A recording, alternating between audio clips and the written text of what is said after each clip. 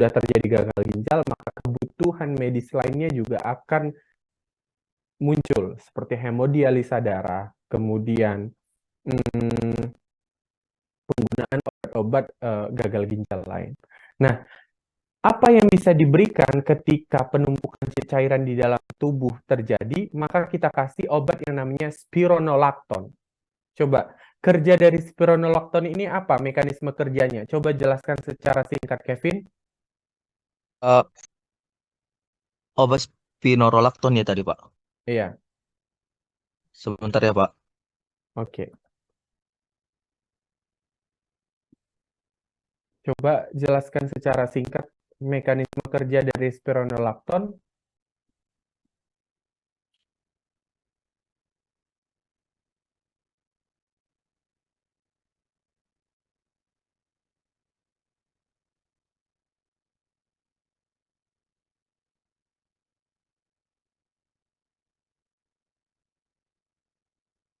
Anyway, gimana yang lain? Nah, ini pokoknya yakinlah, Dek, obat tentang hipertensi itu ini aja. Mungkin sampai 100 tahun ke depan juga ini aja obat dan golongannya kayak gitu. Jadi kalau kalian mau jadi apoteker, ini tuh udah basic yang harus memang diketahui kayak gitu. Oke ya. Jadi Eh, obat, Heeh. Ya gimana Kevin? ini coba. Hmm. Gimana Kevin? Oke. Untuk spironolakton sendiri, Pak, dia itu masuk ke dalam golongan obat diuretik. Nah, dan Hmm. kan tadi kan Pak, setelah yang di bagian aldosteron yang meningkat karena adanya vasokonstriksi, kan terjadi retensi natrium dan air dalam tubuh. Iya. Jadi nanti si spironolakton ini dia itu berfungsi untuk eh membantu menghambat penyerapan garam. Jadi karena maaf sebentar,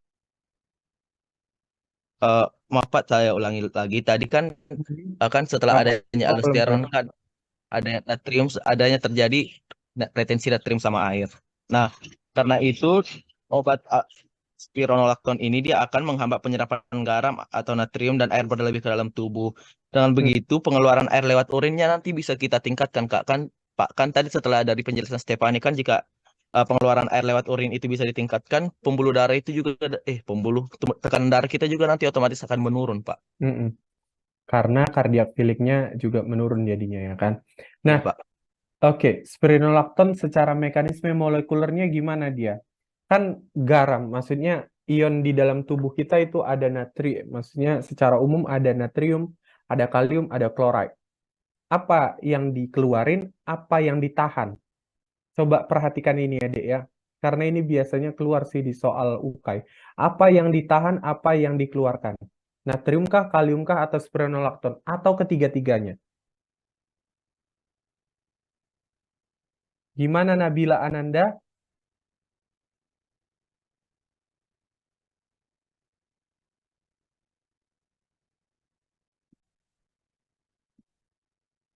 Nabila, Iya, Pak. apa apa yang ditahan, apa yang dikeluarkan dari tiga ion yang tadi saya bilang?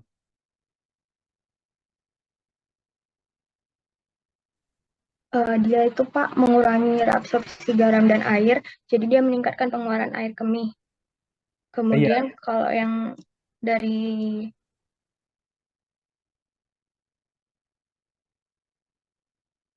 dari yang saya sampaikan tadi, dari tiga ion ini, apa yang dihambat, apa yang dikeluarkan, kayak gitu. Jadi cairan itu isinya ada air, ada natrium, ada klorida, ada kalium. Apa Helen? Jangan bengong.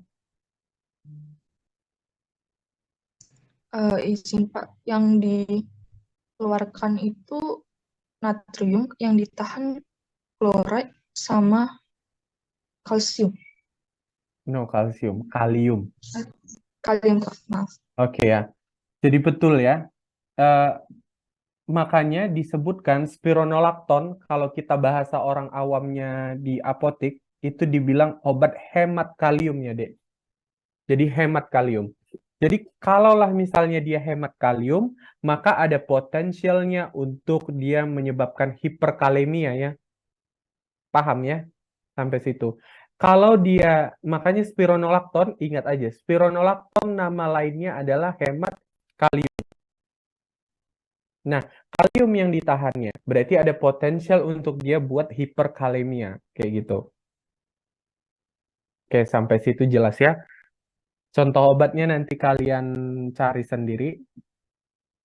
Dia emang mencegah ya retensi cairan, maka yang natrium sama kaliumnya dilepaskan kayak gitu. Kemudian kita kasih obat-obat diuretik. Obat diuretik itu ada dua. Yang pertama ada diuretik kuat, yang kedua ada diuretik lemah. Diuretik kuat itu dikatakan kuat, dia contoh obatnya adalah furosemid. Kenapa dia dibilang kuat? Karena dia melepaskan semua cairannya. Jadi tidak ada yang ditahan seperti itu. Di mana kerjanya? Di ginjal, di bagian descending atau ascending. Helen. Oh, tadi Helen udah ya. Farhan. Di daerah yang tebal atau yang tipis? Terjadi pengeluaran cairan secara berlebihan. Di mana, Farhan? Nah,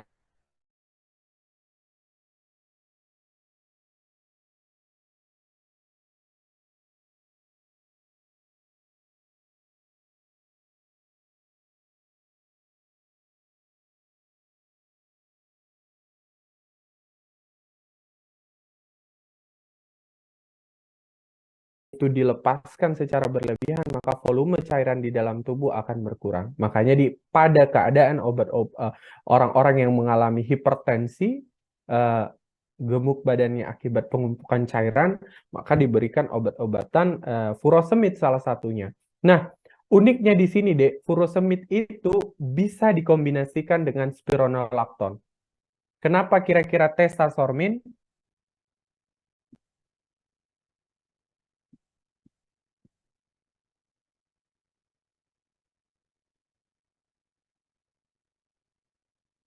Izin Pak, tadi kan Pak kalau untuk spironolaktonnya kan Pak tadi dia menghambat penyerapan dalam tubuh, sedangkan kan Pak furosemid ini jadi dia melepaskan semua cairan di ginjal. Jadi kalau digabung keduanya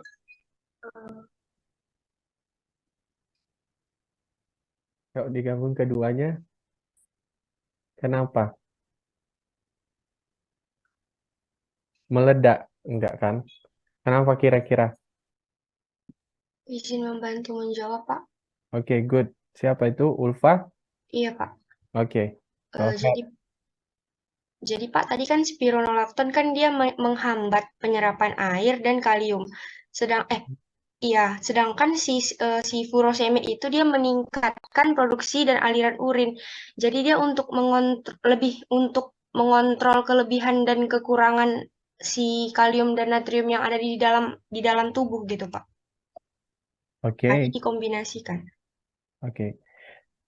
Jadi coba saya jelaskan, coba didengarkan ya, Dek ya. Kenapa spironolakton ini sangat baik dikombinasikan dengan furosemid pada titik tertentu kayak gitu. Jadi ketika terjadi kita kasih pasien yang furosemid, maka natrium, kalium dari dalam darahnya itu dilepaskan secara berlebihan atau dikeluarkan dari urin secara berlebihan. Maka ada potensi yang disebut namanya hiponatremia, kemudian yang kedua ada hipokalemia. Kalau dia hiponatremia, darah kekurangan akan natrium. Kalau dia hipokalemia, darah kekurangan apa? Darah kekurangan kalium. Nah, dalam beberapa kondisi medis, si kalium ini kita butuhkan untuk menjaga konstansi dari detak jantung kayak gitu. Natrium kalium ATPase pasti dibutuhkan kalium. Nah, makanya itu kita kasih spironolakton sehingga dia tidak menyebabkan hipokalemia. Jadi dia tetap ditahan si kaliumnya. Itu ya, Dek, penjelasannya. Kemudian kita lanjut. Nah, ketika dikasih diuretik ini, maka cardiac filling-nya juga nanti akan menurun. Maka akan menyebabkan vasodilatasi. Tapi dalam keadaan yang sebaliknya, ketika cardiac filling-nya atau jantungnya memompa, pengisian jantungnya semakin tinggi, maka akan terjadi vasokonstriksi secara tidak langsung. Nah, diberikan obat-obatan vasodilator. Contoh obat vasodilator apa, Gabriel Tobing?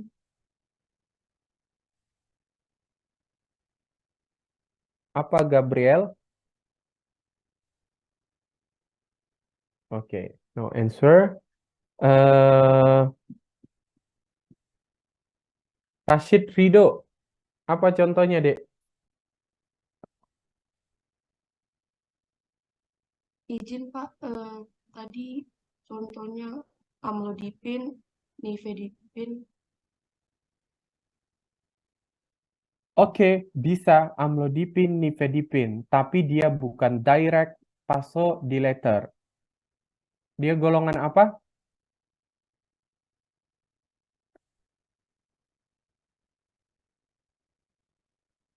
Izin menjawab.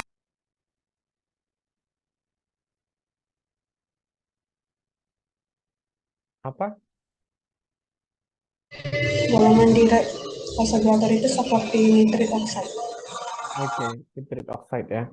Jadi kalau dia direct vasodilator, contohnya adalah isosorbit dinitrat, isomononitrat. Nah, itu dia. Dinitrat, ditroprusid, itu obatnya. Dia direct vasodilator. Kalau dia indirect vasodilator, contohnya amlodipin, nifedipin, dia kalsium channel blocker. Dia menghambat kalsium di pembuluh darah, sehingga pembuluh darah mengalami vasodilatasi. Oke, sampai situ mengerti ya? Saya harap bisa mengerti. Nah, oke. Dalam kondisi heart failure, nah ini Dek coba dilihat ya. Dalam kondisi heart failure, maka akan membutuhkan obat-obatan yang namanya inotropic agent. Inotropic agent ini apa? Obat yang merangsang kerja dari jantung, kayak gitu. Dia merangsang detakan dari si jantung, detak jantung dan juga, maaf, bukan detak jantung, tapi kontraksi. Kontraksi jantungnya meningkat, kayak gitu. Itu yang dikatakan dengan inotropic positif. Contoh obatnya apa? Digoxin. Karena dia menghambat, digoxin ini menghambat natrium, kalium, ATPase. Oke, kita next ya. Diuretik ini tadi ya, sudah ya, reduce extracellular fluid volume. Jadi dia, Dek, dicatat ya yang penting-penting, semoga nanti bermanfaat.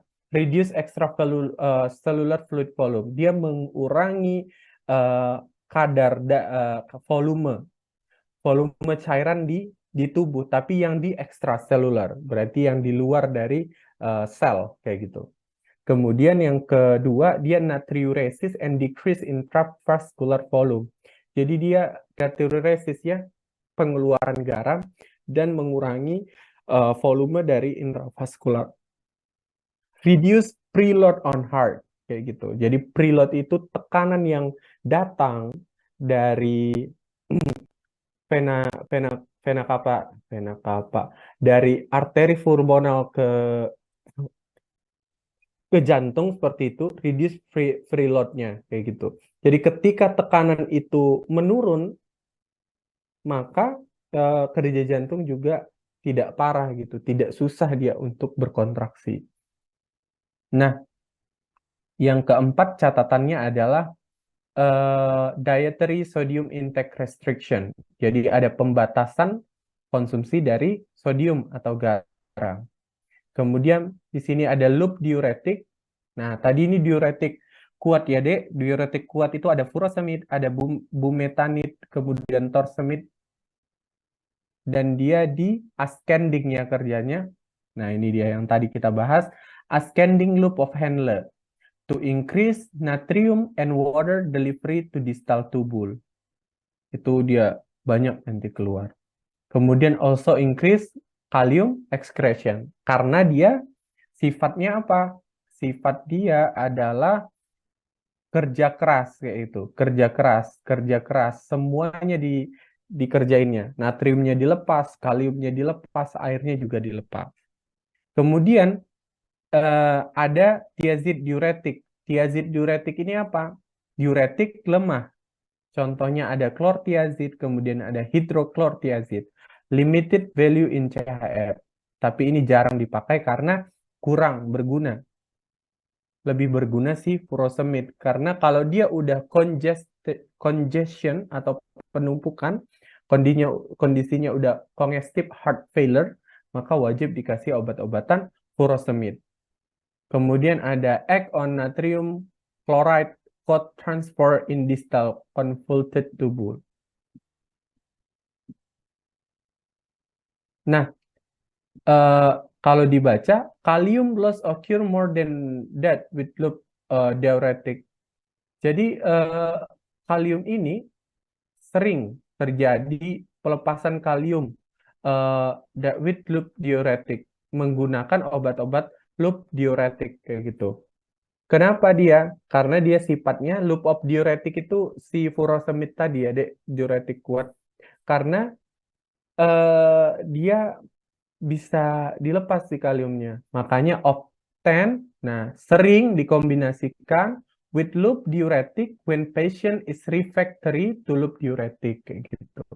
Nah, makanya dikasih obat-obatan kalium sparing atau kalium pasangan kalium atau penahan kalium atau hemat kalium, apapun itu namanya. Pokoknya kaliumnya nggak dilepas.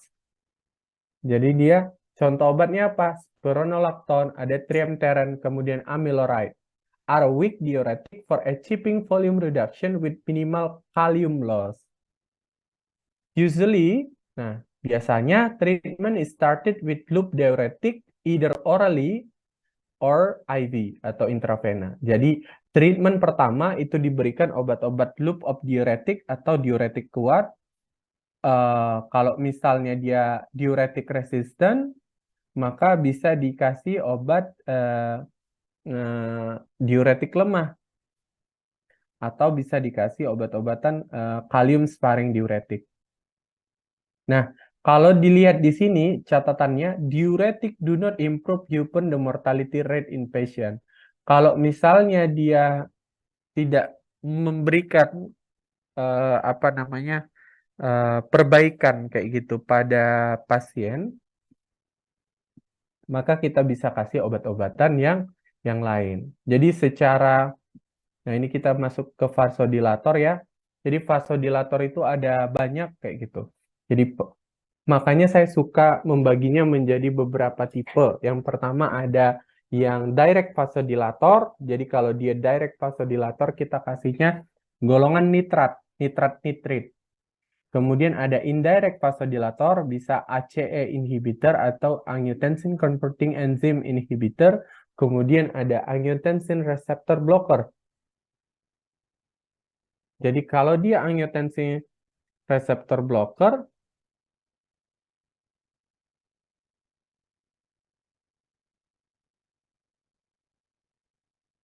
maaf sebentar.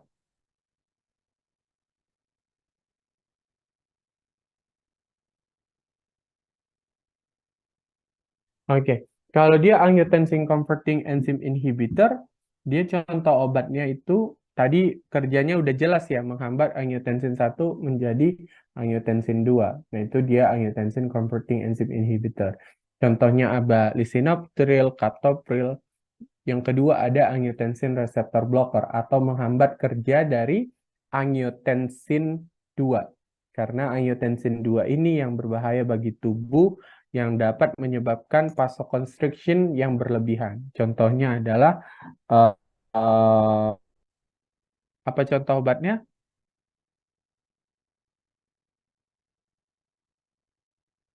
Valsartan. Jadi yang ada tantannya di belakang. Nah, yang tadi nitrovasodilator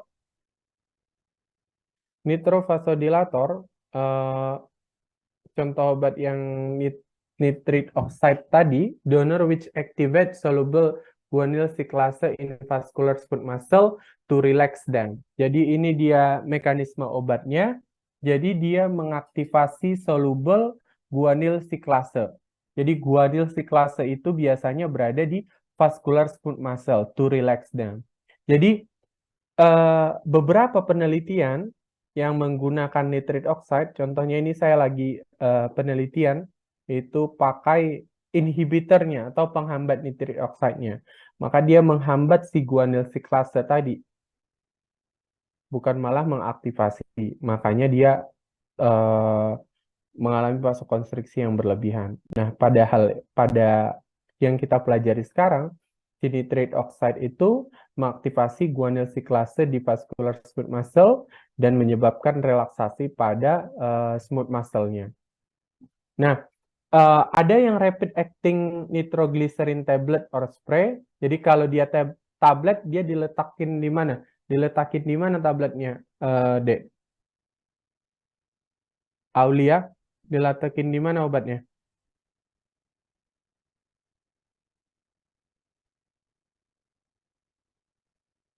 Siti Raisa, ini on cam, off cam nih dari tadi nih. Siti nih. Diletakin di mana? Diletaki di sublingual. Kalau sublingual itu di mana? Di belakang dari pipi ya, diletak kayak gitu, atau di bawah dari lidah. Bisa juga. Jadi dikasih dia bisa dalam bentuk tablet ataupun yang spray. Nah, ada dia yang short acting oral agent, contoh obatnya ada isosorbit dinitrat, ada yang long acting oral agent, contohnya isosorbit mononitrat. Topical like transdermal patches, ointment of nitroglycerin, tapi terkadang juga diberikan yang patch gitu, yang dekat ke jantung. Tapi jarang sih, kalau misalnya udah emergency cases, mending dikasih langsung yang oral. Nah, how nitrat are helpful in CHF kayak gitu. Seberapa penting sebenarnya golongan obat nitrat ini pada congestive heart failure atau keadaan gagal jantung seperti itu. Yang pertama, reduce preload due to peripheral pooling kayak gitu. Jadi yang dikuranginya adalah preload. Preload ini adalah tekanan darah yang masuk ke dalam jantung. Jadi kemarin kan kita udah bahas ya, jantung itu ada 4 lobus kayak gitu. Ada atrium kiri kanan, ada ventricle kiri kanan. Nah, ada darah yang dibalikkan ke dalam tubuh maka akan melewati paru-paru kan. Nah, itu dia namanya melewati arteri pulmonal. Jadi arteri pulmonal nantinya yang udah berisi darah yang mengandung rich of oxygen itu akan balik ke dalam jantung. Nah, coba ya, saya coba lihatin mana sih sebenarnya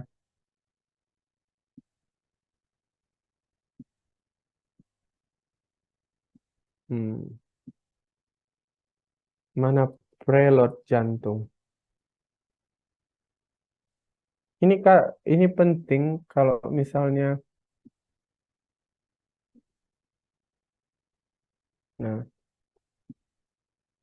apa beda preload sama si afterload? Kita pahami pelan-pelan, memang ini agak susah karena juga kita online ya. Kalau tadi offline masih mending kita di kelas. Jadi ini dia yang preload. Kemudian ini ada yang afterload ya. Jadi preload ini apa? Volume of blood in ventricle at the end of diastole. Jadi ini preloadnya. Kan saya sebutin ya, kalau misalnya dari arteri pulmonal yang balik ke jantung. Sebenarnya yang diharapkan adalah dengan pemberian si nitrate oxide tadi, preloadnya ini kan bisa menurun kayak gitu. Nah, kalau ini preloadnya menurun, maka kemungkinan besar yang terjadi di sini adalah vasodilatasi, tekanan arteri pulmonalnya di sini. Pembuluh darah pulmonar mengalami vasodilatasi. Nah, kalau dia ini vasodilatasi, maka cardiac filling, pengisian jantung yang tadi disebutkan siapa namanya? Si Jesslyn, kalau misalnya itu cardiac filling-nya dia menurun, maka kerja dari jantung atau beban dari kerja jantungnya juga akan menurun kayak gitu. Nah, ini siapa? Ini si afterload. Jadi sebenarnya tekanan darah kita itu punya penahan. Makanya saya info dari kemarin itu apa sebenarnya tekanan darah. Jadi ada tekanan di pembuluh darah itu. Nah, ketika jantung mengoka, maka afterload adalah yang keluar, bukan yang keluar ya. Afterload itu kejadian. Jadi ventricle kiri akan memompa ke seluruh pembuluh darah. Ibaratnya kayak gini. eh ini eh, ini keran ya, keran kayak gitu. Jadi kalau misalnya keran ini kita buka, tapi kecil dia, coba deh didengarkan baik-baik. Kalau keran ini kita buka, tapi kecil aja kita buka, maka bisa dirasa ya, deres dia ini ya, apa namanya, cairan yang keluar. Betul ya? Nah, cairan yang keluarnya itu deras. Tapi kalau misalnya kerannya kita buka maksimal, maka cairan yang keluar gimana? Cairan yang keluar banyak, tetapi tidak memiliki tekanan kayak gitu. Maksudnya tekanannya itu lebih rendah. Nah, yang diharapkan apa? Diharapkan adalah tekanan di afterload itu turun kayak gitu. Jadi kerja maksimal dari jantung, beban kerja dari jantung juga bisa turun. Oke, kita lanjutkan. Sampai sini ada yang mau ditanyakan? Atau saya yang bertanya ini? Jadi contoh obatnya adalah natrium nitroprusid yang tadi, direct vasodilator.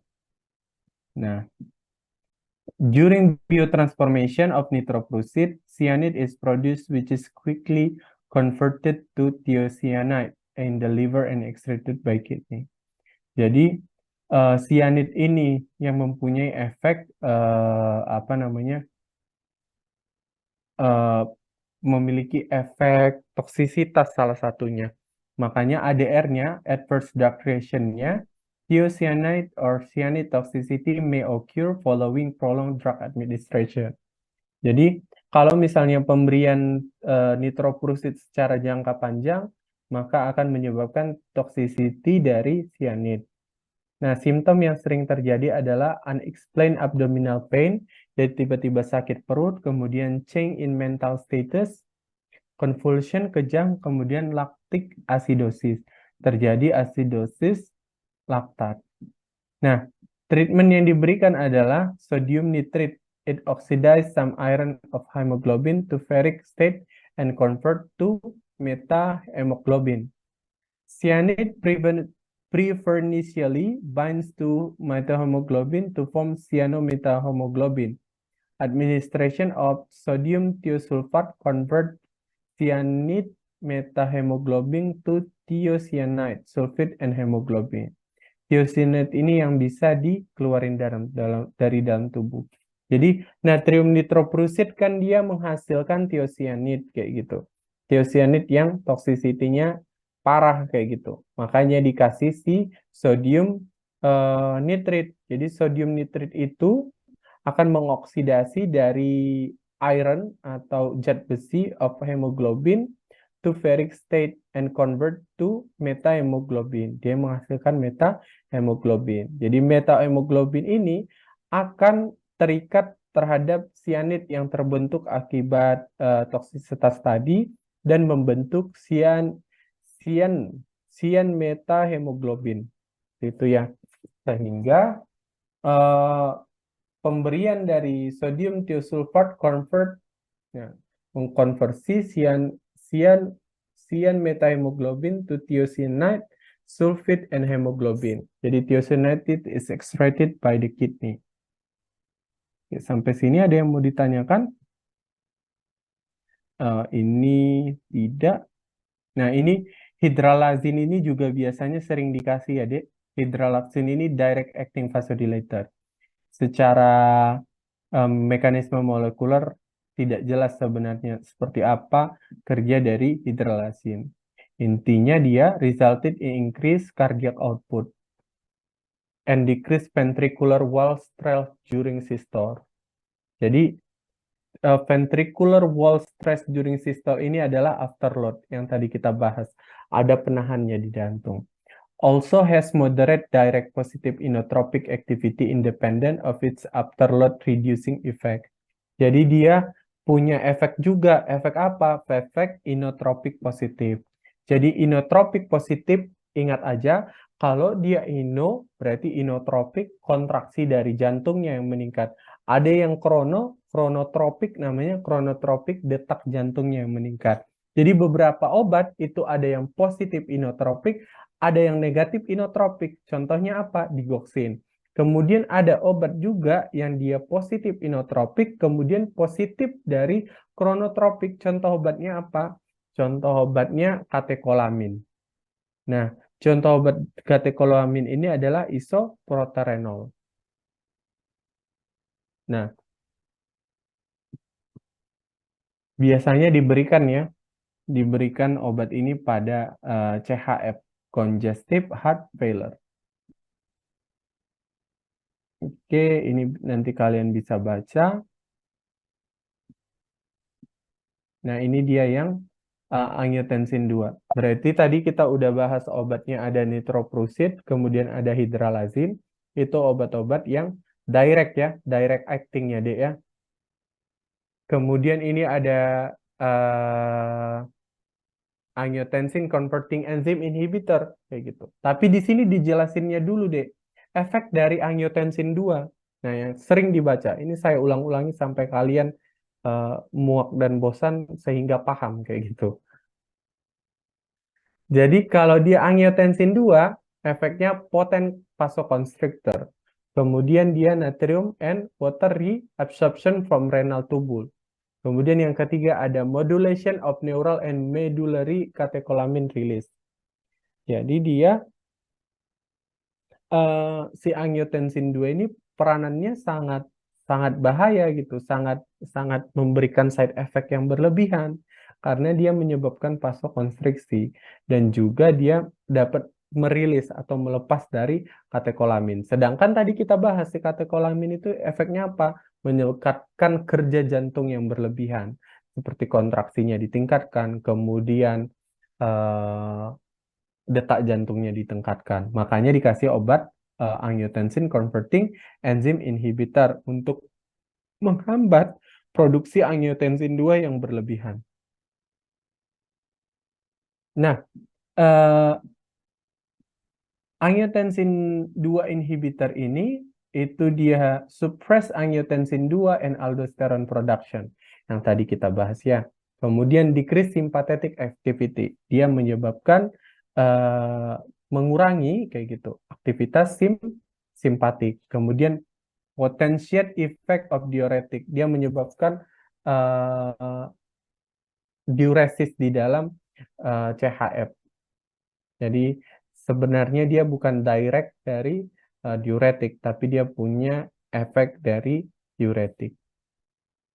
Nah, ini saya mau bertanya, kenapa orang-orang yang dikasihkan obat-obatan angiotensin converting enzyme inhibitor itu biasanya batuk? Kenapa kira-kira, Juan Sebastian?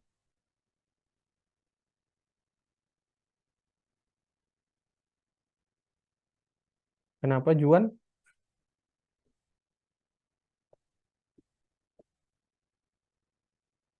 Ayo, Dek, mute dulu ininya. Ya bentar Pak, lagi mikir Pak. Oke. Ada yang bisa bantu si Juan? Izin mencoba, Pak. Oke, Mega. ACI itu dia menyebabkan bradikinin di tubuh itu meningkat sehingga responnya itu jadi batuk-batuk, Pak. Oke, good ya. Jadi dia overproduce dari bradykinin. Stimulate production of nitric oxide, cyclic GAMP, and vasoactive eicosanoid that delay the blood pressure. Oppose angiotensin 2 effect kayak gitu. Jadi bradykinin ini juga ada di pembuluh darah, tetapi ada juga di tenggorokan. Jadi efeknya kalau misalnya di tenggorokan, bradykinin ini overproduce dari bradykinin di tenggorokan itu menyebabkan batuk kering. Hanya kadang penggunaannya tidak nyaman. Jadi ACE inhibitor are preferentially arterial vasodilator karena dia menurunkan left ventricular after load yang tadi kita bahas. Kemudian ada vascular resistance, kemudian meningkatkan cardiac output. Heart rate remain unchanged due to jadi dia nggak berpengaruh terhadap heart rate-nya karena aktivitas simpatiknya menurun. Ini bisa dibaca.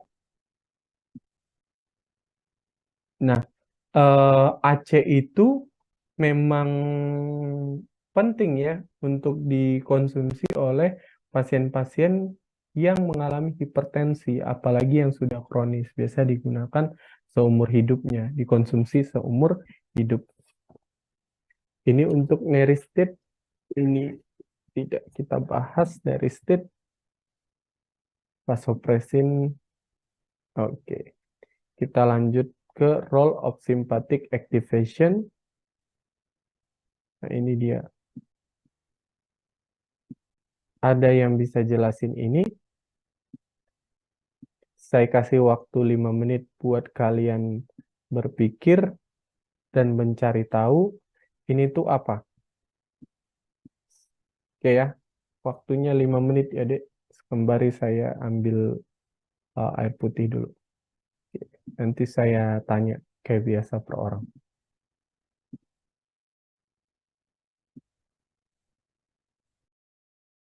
Jam 8.52 saya tanya.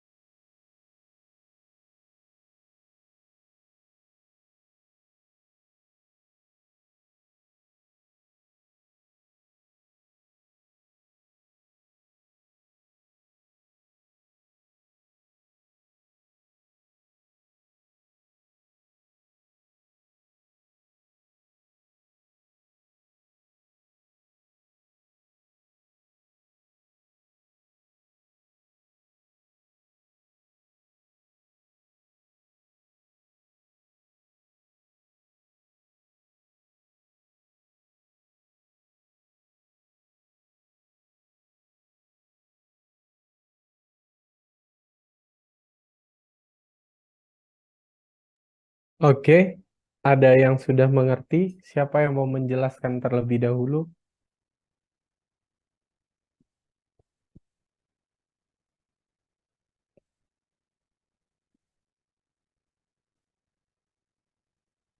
Siti Raisa Rashid. Apa maksudnya itu, Dek? Siti?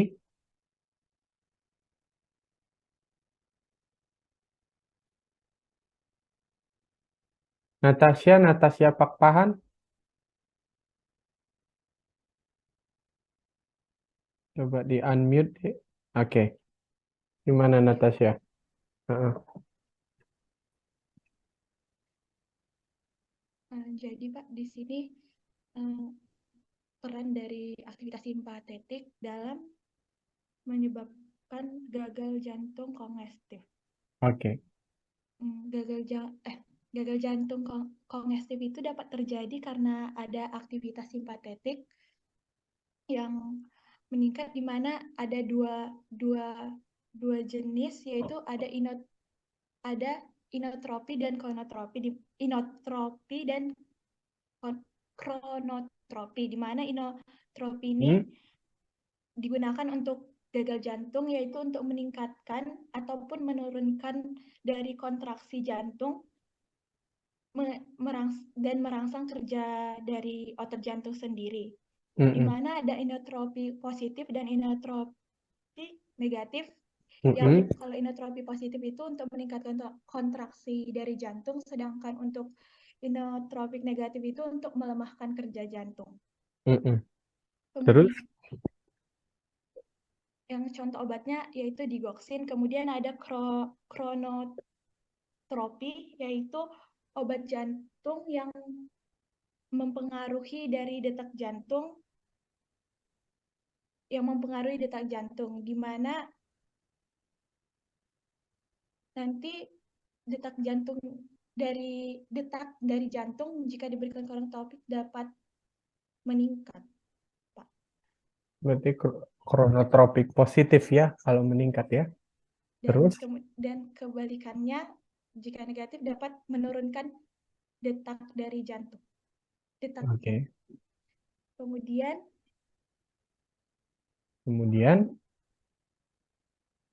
lusitropi dapat meningkatkan relaksasi ventrikular dan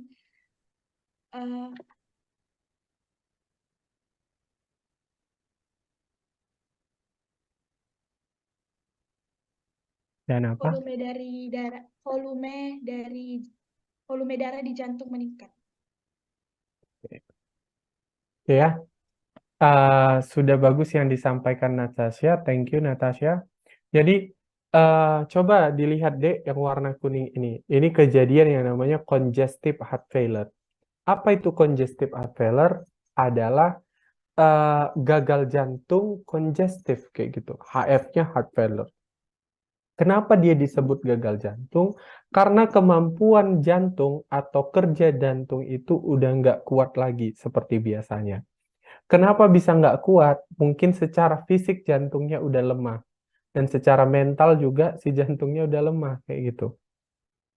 Jadi secara fisik yang saya maksud itu apa? Berkontraksi aja si jantungnya itu udah susah kayak gitu. Nah, pada keadaan seperti itu, heart failure ini itu biasanya at the end of disease kayak gitu. Itu udah kejadian yang terakhir banget, baru terjadi yang namanya gagal jantung. Sebelumnya apa? Sebelumnya mungkin dia masih hipertensi. Sebelumnya masih hiperkolesterol. Kemudian sebelumnya masih bisa dia hiperglikemia atau diabetes kayak gitu. Dan akhirnya lama-kelamaan dia menyebabkan heart failure atau gagal jantung. Makanya disebut dengan heart failure, kejadian gagal jantung. Jantungnya gagal kayak gitu. Nah, dalam keadaan heart failure ini kita butuh dua kejadian kayak gitu. Yang pertama, kita membutuhkan obat-obatan yang meningkatkan kontraksi. Ngerti ya? Apa beda kontraksi sama detak jantung? Apa bedanya, Dek? Coba sebelum saya lanjut jelaskan. Apa beda kontraksi jantung sama detak jantung? Maria, udah saya panggil kemarin ini. Tadi. Maria, apa bedanya Maria? Kontraksi sama detak. Apa bedanya Maria?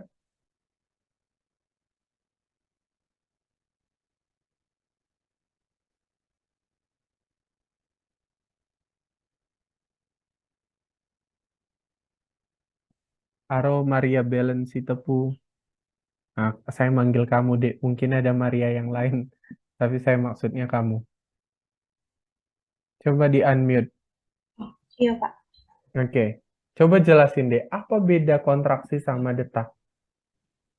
Kalau kontraksi jantung itu ketika jantung memompa darah, Pak. Kalau detak jantung emang nggak pompa darah dia.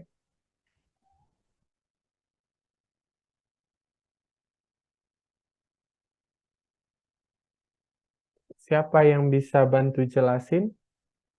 Kayaknya Olivia Aritonang bisa nih. Saya lihat dari tadi mencatat terus nih. Rajin nih Olivia. Kenapa Olivia? Coba di unmute deh. Apa bedanya?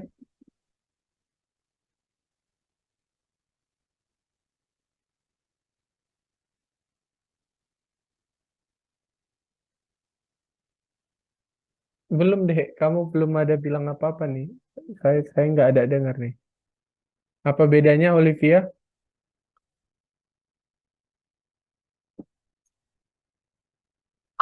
Izin Pak, apa suara saya sudah terdengar? Oke, sudah kedengaran. Jadi kalau inotropi ini kan kontraksi. Nah, itu kontraksi ini ya kayak kata Maria tadi memompa jantung. Tapi kalau detak jantung ini meliputi kontraksi dan juga relaksasi. Oke. Ada yang lain? Sharon, Ivana. Hampir sama, Pak. Dimana kalau detak jantung itu kan kita memompa, habis itu merelaksasi jantung di ventrikel kiri kan.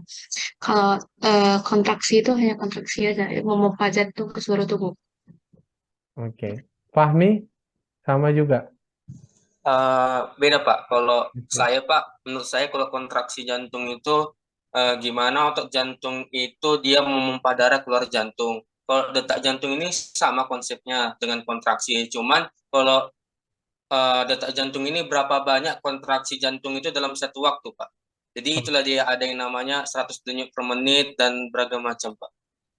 Oke, mantap. Benar ya yang dikatakan Fahmi. Jadi dia kalau kontraksi is about otot dari jantungnya memompa. Ingat aja, kalau dia kontraksi berarti pompa dari si jantungnya. Pompa jantung itu maksudnya termasuk ventrikel kanan dan kiri. Sekali mompa. Nah, sekali mompanya itu, sekali kontraksinya itu dikatakan dengan inotropik kayak gitu. Itulah yang dikatakan dengan inotropik. Kemudian ada yang kronotropik. Kalau kronotropik itu detak jantung adalah jumlah jantung berdetak dalam satuan waktu. Misalnya 80 kali denyut per menit kayak gitu. Denyut jantung. 80 kali denyut per menit. Nah, kalau misalnya denyut jantungnya meningkat, maka kemampuan dari jantungnya juga meningkat dong ya. Berarti kronotropik dari positif kayak gitu. Tetapi kronotropik positif ini sebenarnya agak dia punya double effect gitu loh. Satu mungkin dia secara langsung bermanfaat, tetapi yang kedua dia tidak bermanfaat kayak gitu. Malah nanti over detak jantung kayak gitu. Over dari denyut jantungnya. Nah, itu yang dikatakan dengan kronotropik. Jadi dia ada inotropik, ini harus diingat ya Dek, inotropik, kemudian ada yang kronotropik. Kalau inotropik contractility, kalau dia kronotropik denyut jantung atau heart rate. Kemudian ada lusitropy, ini jarang dibahas, jarang banget. Ventricular relaxation and filling. Nah, contoh obatnya, ini long term, ini antagonis, sebentar. Mungkin kita lanjut ke nah.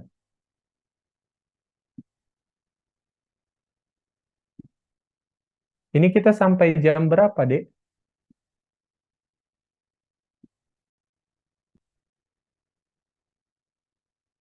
9:10 ya. Tidak apa-apa. Satu slide-nya sudah siap. Kita lanjut slide kedua. Nah ini, kelihatannya ini beta adrenoreseptor itu yang beta blocker. Kemarin udah kita bahas, saya tunjukin dulu. Nah ini dia, heart failure. Jadi inotropik itu digunakan untuk increasing ventricular contraction atau meningkatkan kontraksi dari ventricle. Jadi beberapa obatnya contohnya apa? ada cardiac glycoside atau glikosida jantung. Contohnya ada digitalis, ada digoxin, ada oubain. Yang paling sering digunakan adalah digoxin. Yang kedua ada beta adrenergic and dopaminergic agonis. Contohnya apa? Dobutamin. Ini paling sering digunakan si dobutamin ini. Kemudian ada PDE inhibitor. Contohnya adalah inamrinone, kemudian ada milrinone. Ini cardiac cell-nya. Jadi ini lumayan memang sulit dimengerti, tapi saya rasa nanti kalian akan terbiasa. Oke.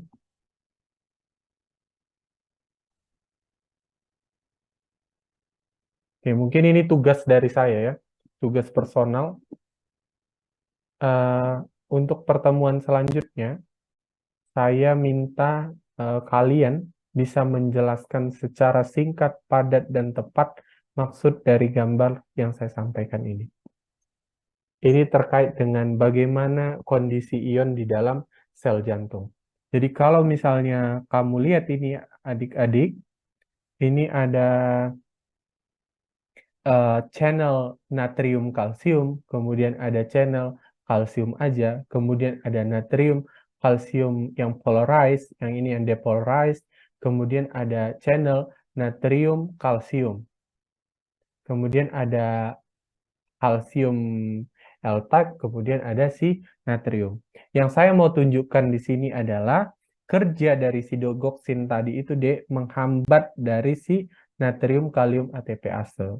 Jadi kalau ini dihambat, maka kalium yang masuk ke dalam sel menurun, sedangkan jumlah natrium di dalam darah, di dalam selnya juga nggak bisa keluar, maka natriumnya banyak. Nah, ketika natriumnya ini banyak, nah ini kan ya, natriumnya ini banyak, maka natrium akan ditukar. Nah ini kan, sorry, ini dari sini nanti natriumnya ditukar. Natriumnya ditukar dengan apa? Natrium ditukar dengan kalsium. Nah, ketika kalsium ini banyak di dalam tubuh, maka akan mensensititasi, kayak mana bahasanya?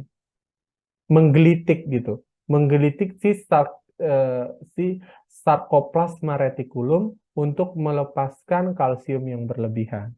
Nah, ketika kalsiumnya berlebihan dilepas, maka kan kita tahu kalau si kalsium ini akan, kalau misalnya kalsium banyak di dalam sel jantung, maka kontraksi dari jantungnya juga akan meningkat.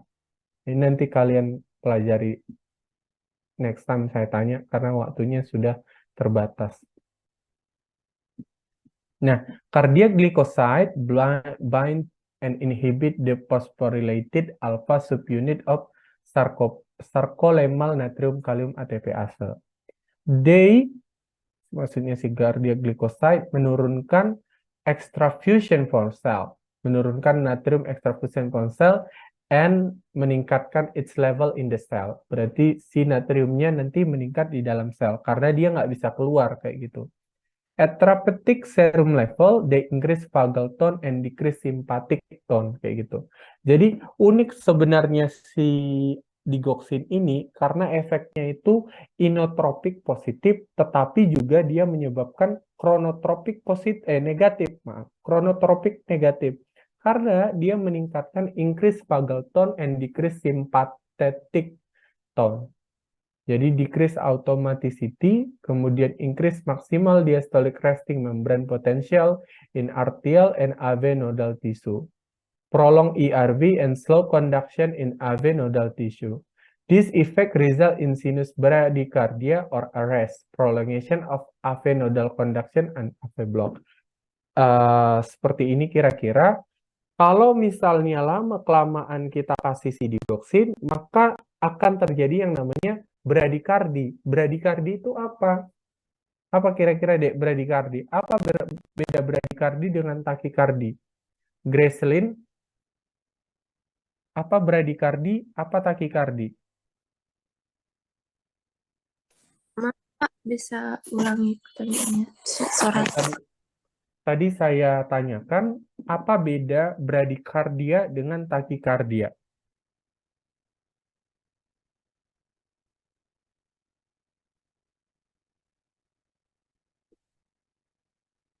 Naomi Regina Panjaitan.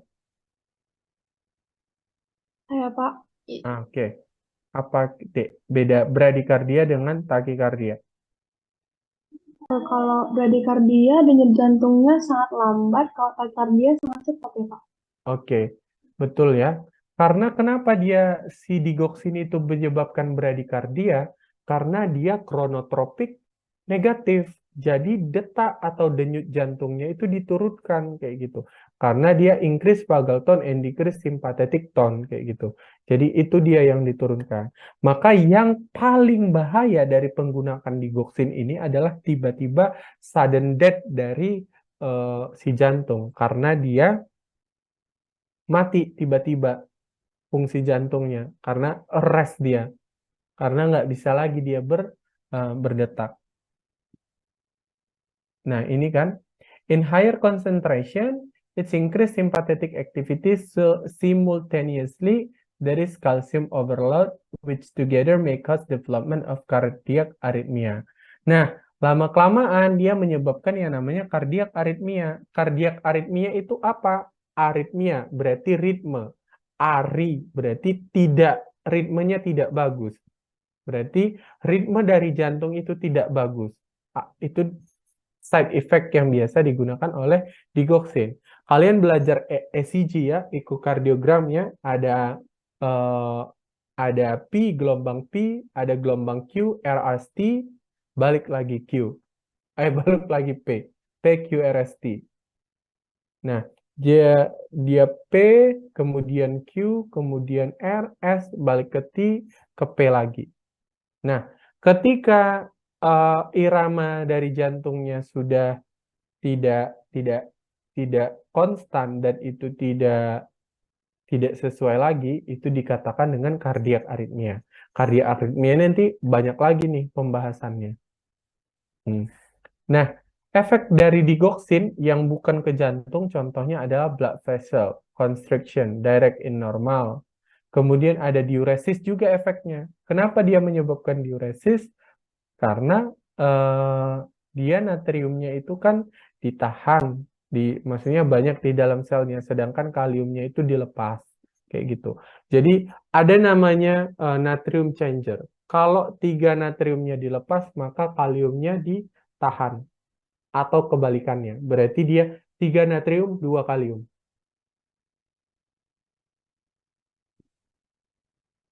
Nah, use-nya untuk apa? Untuk CHF, congestive heart failure, kemudian yang lain-lain. Ini efek sampingnya. Nah, kemudian yang kedua ada yang namanya dobutamin ya. Jadi dia kalau dia digoxin, dia positif inotropik, kemudian negatif kronotropik. Nah, kalau dia dobutamin ini beta adrenergic ya. Jadi obat-obatan yang bekerja di beta atau reseptor beta, baik itu beta 1 maupun beta 2. Jadi kalau dia beta, berarti kalau kita bicara beta, maka dia bicara aktivitas simpatik. Aktivitas simpatik dari jantung yang ditingkatkan. Pakai siapa?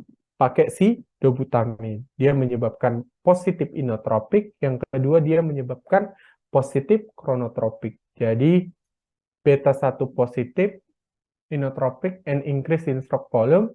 Kemudian relatively little, cuma dikit ya, increase in heart rate. Nah, dia menyebabkan takikardia, kemudian menyebabkan aritmia. Takikardia apa tadi, Dek? Sharon? Detak jantung yang lebih cepat Oke. dari normal. So, that's the difference ya antara digoxin sama si dobutamin. Kalau dia digoxin, dia menyebabkan bradikardi. Kalau dia dobutamin menyebabkan takikardi, side effect-nya. Oke, yang kedua ada PDE inhibitor, ada enamioran sama milniron. Nah, efek dari PDE inhibitor ini produce positive inotropic effect. Jadi dia menyebabkan inotropic positif ya, on heart and dilatation of resistance and capacity vessel. Capacitance vessel. Jadi dia positif inotropik. Nah, kalau also called, biasanya dibilang inodilator kayak gitu karena dia inotropik positif. Bedanya sama digoxin, si inodilator ini atau PDE inhibitor, kalau dia PDE inhibitor, mekanisme kerjanya decrease cellular degradation of CIMP resulting in increased level in cardiac and smooth muscle myocyte kayak gitu. Jadi dia mengurangi ya degradasi dari sel yang menyebabkan CIMP-nya meningkat. Cyclic apa ya kepanjangannya? Nanti coba saya cek. Nah, enamirinon, and milrinone are selective PDE3 inhibitor ya. Direct stimulate myocardial contractility and relaxation. Di biasa ini dikasih. Oke, ini cardinergic. Ini tidak kita bahas. Oke, berhubung waktunya tinggal 3 menit lagi, ada yang mau ditanyakan sebelum saya yang bertanya? Ada kira-kira deh yang mau ditanyakan? Sebenarnya masih banyak nih yang mau saya sampaikan.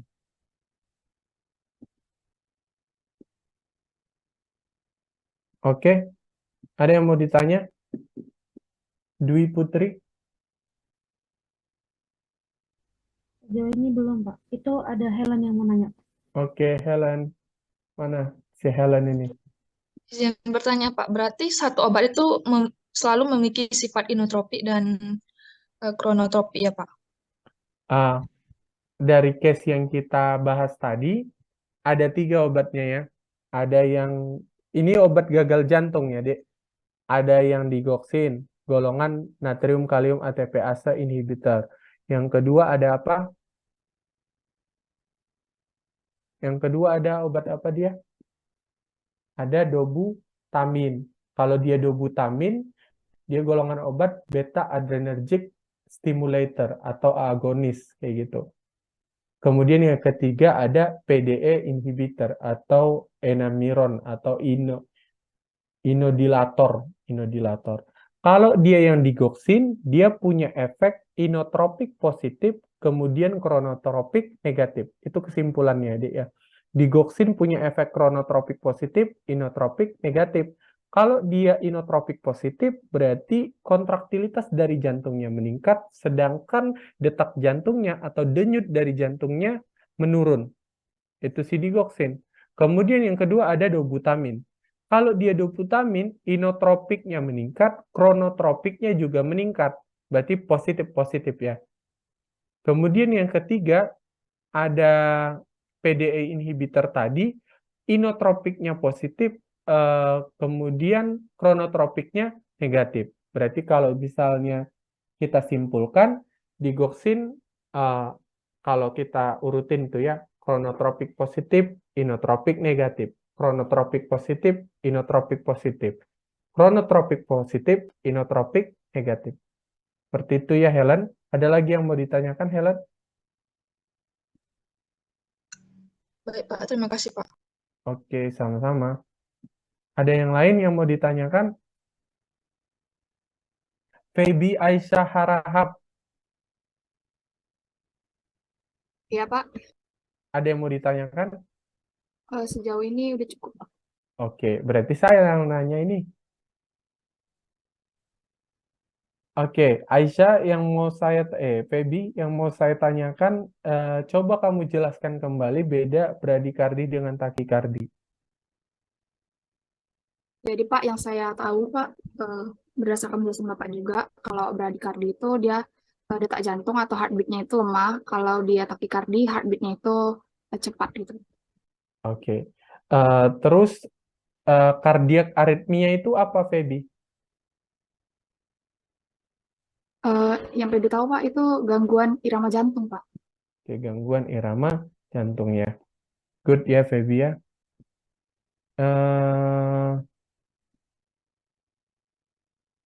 Monica. Iya, Pak. Coba kamu jelaskan, Monica, kenapa bisa terjadi gagal jantung?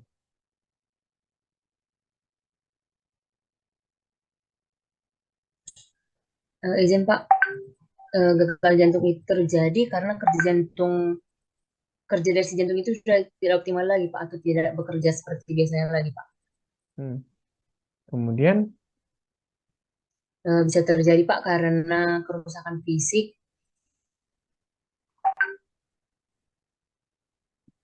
Kemudian Pak, bisa juga terjadi karena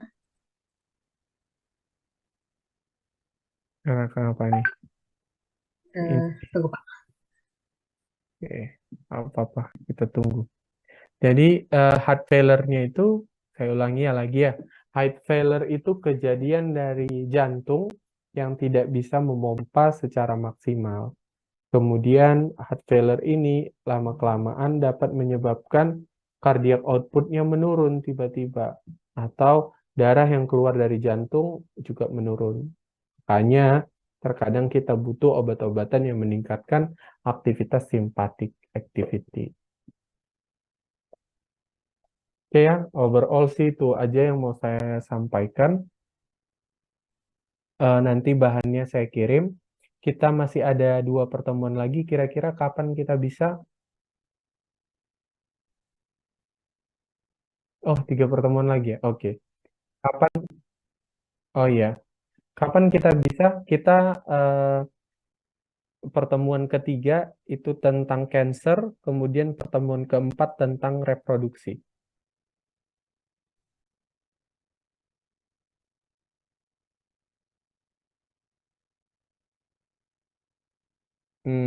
Oke. Saya coba pertimbangkan besok ya. Kalau bisa dua-duanya, tapi kalau enggak seminimalnya kita masuk 1. Oke ya, thank you semuanya adik-adik. Hmm?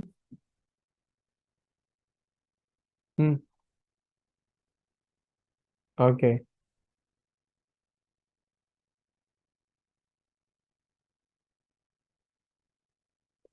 Eh, itu nilai mutlak dari saya ya.